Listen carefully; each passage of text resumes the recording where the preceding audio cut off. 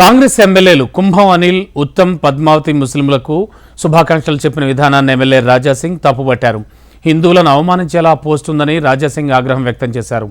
హిందువులు, ముస్లింల ఓట్లతోనే రేవంత్ రెడ్డి సీఎం అయ్యారు, కానీ హిందువుల మనోభావాలను దెబ్బతీసేలా ఇలాంటి పోస్టులు చేయడం కరెక్ట్ కాదన్నారు. ఆ సోషల్ మీడియా పోస్టును సదర్ ఎమ్మెల్యే తొలగించేలా చర్యలు తీసుకోవాలని రాజాసింగ్ డిమాండ్ చేశారు.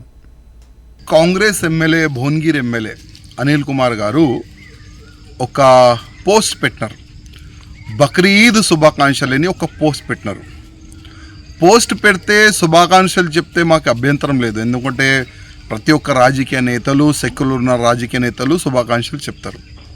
కానీ ఆ బ్యానర్లో, ఆ పోస్ట్లో మీరు చూడొచ్చు, మంచి ఆవులని ఒక ఫోటో లాగా కనబడుతుంది, ఫోటో షేడ్ లాగా కనబడుతుంది.